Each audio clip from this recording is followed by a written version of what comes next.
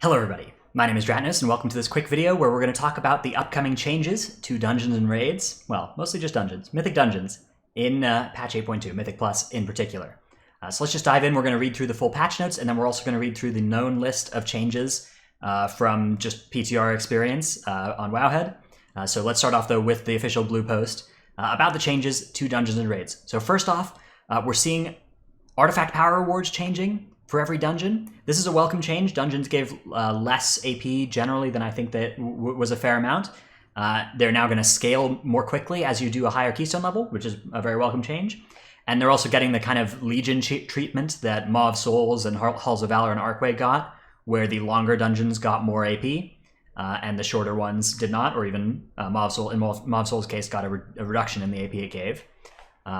This all looks good. This looks like a fair set of changes to AP here, but basically, if you grind keys a lot, if you like doing mythic keys, you're going to start noticing that you'll make AP a little bit faster, and you're not going to feel so far behind compared to people who just like clear their world quest map every day. Although that's still going to be the best way to get AP, and islands, of course. Okay, let's talk about the Mythic Keystone Dungeon updates. Freehold has been buffed. It's getting harder. The dungeon timer is going down to 33 minutes from 36. So this is a pretty big change to Freehold. Freehold was one of the easier dungeons. I think it'll still be okay, but this is like 3 minutes is pretty big. There are a lot of the runs of Freehold that were in the timer before won't be in the timer anymore. And this puts a lot of pressure on you. If you're trying to get 4 Bloodlusts in this dungeon, it went from being pretty easy to do to you're basically gonna have to lust on cooldown, and a little hitch in that plan, and you're not gonna be able to get 4 lusts easily. So 3 less strategies might start dominating instead among high keys of Freehold. King's Rest, enemy forces requirements increased by 10%. Yikes. Okay, so this has got to be a response to the complaints about how powerful Shroud of Concealment is, because King's Rest is one of the most linear dungeons in the game, where you basically couldn't skip anything without using a Death Skip or a Shroud. There were only 2 animated Guardians in the whole place that you didn't pull if you just walked down the path of the dungeons. And speaking of animated Guardians, the enemy force's contribution of those enemies has been increased. So what that's probably going to mean is that the first pull that most groups are going to do is going to be 4 animated Guardians at the start now. That's going to be particularly easy if you're 3 melee. The more ranged you have, the more annoying that pull can be, unless you fight them in a spot where they can outrange the smashy smash, the suppression slam. Still is a little bit of an interesting change. At King's Rest, I mean, this is a buff to the dungeon difficulty. If it's offset by this, then that's fine. But in general, King's Rest didn't look to me like a dungeon that needed buffing. Although there are some nerfs for it that we'll find in the Wowhead notes later, so maybe it all evens out. Shrine of the Storm, enemy forces requirements increased by 5%. Okay, that's designed to be offset though by increased the enemy forces contribution, granted by eliminating several non-boss enemies. Non-boss enemies are the only ones that give enemy forces contribution. So it's strange that they're going to clarify that, but okay. Deep Sea Ritualist, those are the ones that cast the Unending Darkness and are surrounded by the little skeletons. Windspeaker Heldis, that's the first mini-boss in the dungeon right after Aquasur, the one that does the big AoE cast. Runecarver Scorn, which is the second mini-boss, that's the one that you need to stand in the protecting rune to stop yourself from dying to carve flesh. Guardian Elemental, that's the one on the bridge that zaps people very hard. Living Current, those are the ones that pretty much everybody skips, the water elementals that knock everybody up into the air, which, by the way, you can line of sight if you do end up wanting to pull that mob. That's how you should handle that. And then Abyssal Eels at the end, which are not mini-bosses, just a regular one. The state of this game, of the changes to the enemy forces from these, I believe will still leave all of these enemies, except for Abyssal Eels, in the not worth pulling camp. You're just going to pull a little bit more of the dungeon. There are a couple enemies that I think you would still pull before Heldis and Scorn, so unless there's a beguiling path that makes you pull these mini-bosses, upping the enemy forces on these, it still leaves them at a pretty bad ratio of health to enemy forces, not to mention the fact that it's enemy forces you can't easily pull with any other enemy forces, whereas most of the other pulls you can combine into 2 packs at the same time, but that's just not really possible with the mini-bosses. So I expect that this change is not going to really have the effect that they're looking for in Shrine of the Storm, but I guess I'm okay with them trying. I think it's reasonable for them to be like, hey, we designed these mini-bosses, please kill them. Tol Dagor, enemy forces requirements increased by 15%. Okay, going to be killing a lot more stuff in Tol Dagor. Heavy cannons now start with 100 energy, and Cannon Blast costs 20 energy. Okay, so instead of heavy cannons being able to destroy all the enemy forces in the dungeons, they still can destroy all the enemy forces, but you only get 5 shots. It takes 4 shots to kill a mob with the cannons, so you get one miss, and you have to have everything grouped up for each of your cannons. Now, there are 2 cannons before the 3rd boss and another cannon right before the 4th boss. It's difficult to imagine using that last cannon for more than just the trash before the 4th boss. Like, it's difficult to imagine pulling anything earlier onto it. But maybe with a very well-coordinated group, you can still get a lot of count from those first 2 cannons. But I expect that most of the time, most groups, even the really high groups that are well-coordinated, are going to have trouble doing that. Cannons are just, they're hard to use. And like the average number of shots we're using right now on live is way more than 5. And 5 is the amount we're going to have. So I expect that cannons are going to end up moving to this role of being like a slightly... like a little happy buff section where you get in the cannons and you kill like maybe 2 or 3 packs at once with the cannons. Maybe if you're playing Blood Death Knight and you can do a mass grip thing, like it's possible that the best runs of Tol Dagor are still going to kill everything with cannons, and they're going to have the mob control needed for that. But there are a lot of affixes like Bursting, Sanguine, Necrotic even potentially, where like that pulling that many mobs at once is just problematic. Explosive. So on those weeks, Tol Dagor is going to be a lot worse than it was now, where you could just still kill everything with cannons. End of the day, I think that nerfing the cannon strategy was a good choice for Tol Dagor.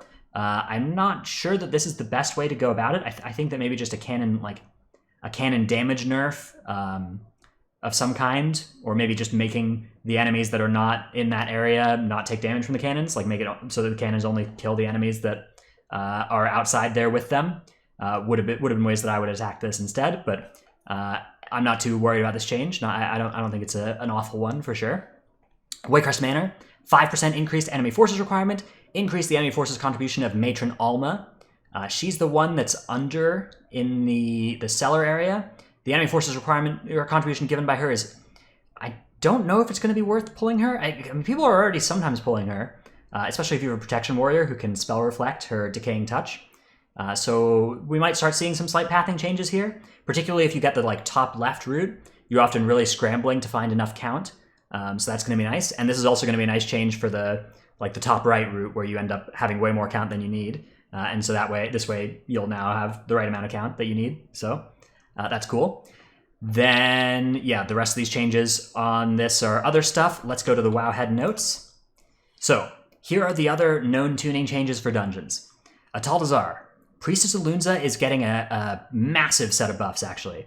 Her Gilded Claws, which is a dispellable buff she puts on herself, is going to increase the damage. The damage on it is getting doubled, but the duration is getting halved. This is not the end of the... I mean, there are some compositions for which this is going to mean that your tank is going to need a big defensive, but it actually works out pretty nicely, where the fact that it's now going to be only going for 12 seconds means that a lot of tank defensives will be able to cover the whole thing, or abilities like Iron Bark or whatever. And also, if your group has a quick dispel, if you have a Demon Hunter or whatever, Shaman, you can quickly purge this thing, and it's no problem. Corrupted Gold. This is the one where there are the balls that float through. You're going to want to not touch those, because that damage has gone up from not very much to maybe not quite one-shot levels, but levels that are getting pretty one-shot shaped at high keys. So the balls are going to become much more important to dodge than they were before. So I guess that's a good thing about the fight. This fight was really, really, really easy. So giving us some buffs is good. Molten Gold, this is the dispellable one, where she just shoots some gold at somebody and they need to be dispelled. And on a high key, they're going to need to be dispelled very, very quickly, or else they're going to die, because it's getting its damage buffed by 700%. And then Tainted Blood, this is the damage you take when you soak the pools to get transfused onto her. The damage from that is getting increased by a lot as well. So Tainted Blood's phases are now going to become very... potentially lethal. I'm not sure how high key, if this is going to still be doable on super high keys, if Atal'Dazar is still going to be a great tyrannical dungeon. It feels like the HPS check on this is going to be huge. You're going to need defensives probably for the Tainted Blood phases. It'll probably start becoming something like Tantrum in Underrot, where you need to have a really coordinated defensive plan. You may have 2 people get into the Tainted Blood early, at the earliest possible moment, where it will still cover the whole transfusion, and then they can start getting healed. And then everybody else steps into the Tainted Blood right before the transfusion comes out, and that way you don't have it ticking on all 5 people for the whole 15 seconds of Tainted Blood, and instead it's kind of staggered a little bit. That might be the way to approach this, but at the end of the day, this is going to require a lot more coordination and a lot more button pressing, and it's going to make it a lot harder to pull trash onto Alunza, which is pretty much the way that the Alunza worked before, was you'd pull trash onto her, and then you'd pull a Reaping Wave onto her. Obviously, Reaping Waves are going away, but that all is potentially going to be a thing of the past. This boss looks like it's going to be a real boss now. Dazari Colossus, an enemy you might not be familiar with. Those are the little robot things. The reason nobody pulled them before is that if you killed any of the trolls near it, which all had less health than it by quite a bit, it would full heal. That's going away now. It's no longer granting healing on ally death, and it's only going to get a 10% increase to its damage when an ally dies near it. So that mob is getting much more pullable, and I expect that we might start seeing left side strategies in Atal'Dazar instead of everybody going right side. So very welcome change here. I think this is a fantastic change. Reanimated Honor Guard, that's the tough mob on the right side, which does the AoE damage and then the Rending Maul in the tank. The Rending Maul here is getting nerfed.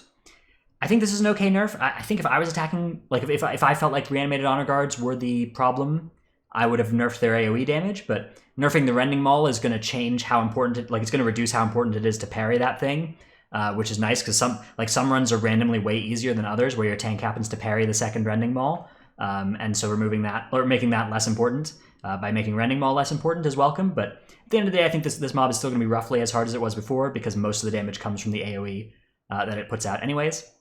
Freehold, yeah, there's the timer reduction that was mentioned. King's Rest, okay, so there was, in addition to the enemy forces changes, spit gold damage here, getting reduced by 25%. That's a lot of percent. Another welcome change here. I'm glad that spit gold is getting this nerf because that ability hit way harder than it had any right to. Even at reduced by 25%, it's going to be very serious, but you're no longer going to need to do this thing where like anytime in a high key somebody gets spit golded, they're like about to die and they need to get like safeguarded by the tank and ironbarked by the healer and use their own defensive and use a health stone, which you had to use probably more than one of those 4 things I mentioned every time you got spit golded or you were going to die. So seeing this damage reduction, it's still going to be a serious threat, but it's a great change. Shrine of the Storm, Windspeaker Heldis, Gale Winds damage reduced by 28.6%, and also she's worth more count now. I still expect you're not going to want to pull her, just again because she has a very bad ratio. Even with the increased enemy forces she gives, she has a pretty bad ratio of health to enemy forces. And you have to consider that even if a big mini-boss has a good ratio of health to enemy forces, it's inefficient, right? You can't do as much damage to one target, like you can't do as much DPS to one target as you can to 5 targets. So even if one target gives you better amount of enemy forces per point of health it has than a 5-pack mob does, just looking at the raw healths, you have to consider that you can at least efficiently do damage to all 5 of those enemies at once, whereas you can't on single target. You can't do as much. So Heldis I still expect won't be pulled, but when you do have to pull her, when there's a void-touched emissary next to her, which there can be, at least it'll be a little bit less punishing, and at least if there's a void-touched emissary going on at the same time, you're not just super dead, especially on fortified weeks. This is another nice nerf, but I don't know. I think they needed to make the mini bosses like worth way more count, or maybe make it so that like you just couldn't progress through the dungeon until you killed enough of the mini bosses. That would maybe be what I'd do. Just add a little wall that you have to kill some mini bosses to open. Temple of Sethralis, Knot of Snakes damage reduced by 50% on Maraktha. Not a huge deal in high keys. This is pretty much always instantly removed anyway. So the groups that were having trouble with this are not ones that I've been in, so I don't really know what it's like there, but I'm sure they're happy about it. I'm sure that's a good change for them. Motherlode Weapons Tester, Echo Blade damage reduced by 53%. Now, if you're wondering, hey Dratnos, what is a Weapon Tester and what is an Echo Blade? It's from the R&D department that basically nobody pulls in Motherlode, and Echo Blade wasn't the reason nobody pulled it. The reason nobody pulls the R&D department is Masterminds, which do these uninterruptible casts. They're not CC'able. Weapons Testers were not, like, that you could beat them pretty easily. You could CC them. Echo Blade was avoidable, so it's weird to see that ability be the one that's targeted for a damage reduction. I don't know what's going on there. But when you do end up pulling them, if you do end up getting hit by Echo Blade, it'll be less punishing. So that's, I don't even know if that's good. I kind of think that ability was a fine one to be really punishing because you could at least interact with it.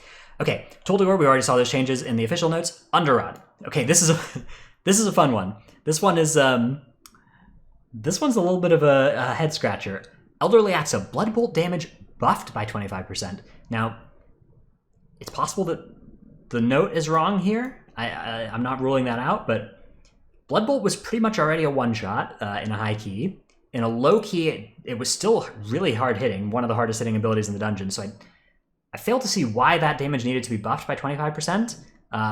If it was nerfed by 25%, that would be a welcome change, which would allow a group that didn't have 3 melee kicks or 4 melee kicks to actually survive the cast that was going to go off on the tank.